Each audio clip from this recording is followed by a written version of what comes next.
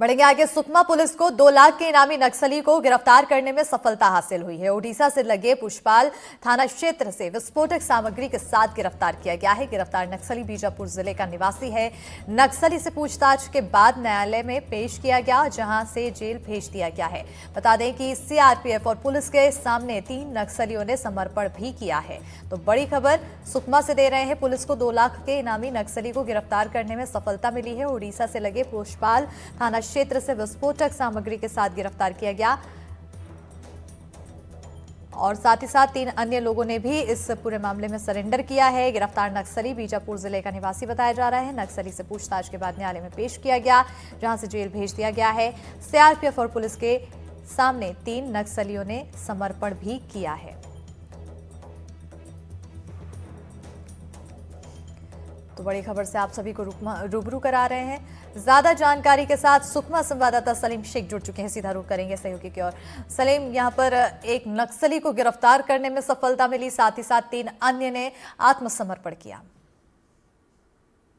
जी बिल्कुल, सुकमा पुलिस को एक बड़ी सफलता फिर से हाथ लगी है। 2 अलग अलग मामलों में पुलिस ने इस बार सफलता हासिल की है। एक मामले में पुलिस को 2 लाख के इनामी नक्सली को गिरफ्तार करने में कामयाबी मिली है। पुलिस का दावा है कि गिरफ्तार नक्सली के पास में भारी मात्रा में विस्फोटक सामग्री बरामद की गई है, जिसके तहत पुलिस ने उन्हें गिरफ्तार कर लिया है। और साथ ही पुलिस के पूछताछ में ये भी जानकारी मिली है कि जो माओवादी है वो बीजापुर जिले का रहने वाला है और कई बड़ी घटनाओं में शामिल रहा है, और किसी बड़ी घटना को अंजाम देने के लिए ही उड़ीसा और सुकमा जिले का जो सरहदी इलाका है उस इलाके में ये इसके मूवमेंट की जानकारी पुलिस को मिली थी और उस इलाके में ये जमा हुआ था। और जैसे ही पुलिस को इसकी सूचना मिली, पुलिस ने पूरे इलाके को सर्चिंग की और इसे उस जंगल से गिरफ्तार कर जेल भेज दिया है। वहीं पुलिस के को एक बड़ी सफलता एक और मिली है। नियत निलानार योजना के तहत 3 माओवादियों ने पुलिस और सीआरपीएफ के समक्ष सरेंडर कर दिया है। ये भी नक्सली लंबे समय से माओवादी संगठन में रहकर काम कर रहे थे और कई बड़ी घटनाओं में ये शामिल रहे हैं। माओवादियों के लिए रेकी करना, माओवादियों के लिए गांव में भोजन की व्यवस्था करना जैसी छोटी छोटी और ग्रामीणों के लिए सूचना एकत्रित करना जैसी घटनाओं में ये शामिल रहे हैं। जैसे ही इन इलाकों में हाल फिलहाल के जो दिनों में जिस तरह से कैंप स्थापित किए गए हैं और लगातार पुलिस का जो सर्चिंग किया जा रहा है, इससे दबाव में आकर माओवादियों ने आज पुलिस और सीआरपीएफ के समक्ष सरेंडर कर दिया है। और पुलिस जिस तरह से इनसे जानकारी जो एकत्रित कर रही है, दावा कर रही है कि आने वाले दिनों में और भी बड़े ऑपरेशन लॉन्च किए जाएंगे। बिल्कुल। तो कहीं ना कहीं इन तमाम दावों के बीच अब देखना होगा कि क्या क्या और भी बड़े ऑपरेशन होते हैं और क्या कुछ आगे कार्रवाई की जाती है नक्सलियों के खिलाफ। और फिलहाल जो 3 अन्य नक्सलियों ने समर्पण किया है, आत्मसमर्पण किया है, इसको लेकर अब और क्या आगे अभियान चलाया जा रहा है? क्योंकि नियत निल्ला अभियान तो चल ही रहा है। इसके अलावा क्या और भी लोगों को समझाने की कोशिश की जा रही है, इनके साथ के लोगों को? जी जी जी बिल्कुल, जिस तरह से नियत निलानार की योजना संचालित की जा रही है नक्सल प्रभावित इलाकों में, और लगातार नक्सल प्रभावित जो कोर माओवादियों का जो कोर एरिया था उन इलाकों में कैंप स्थापित किए जा रहे हैं।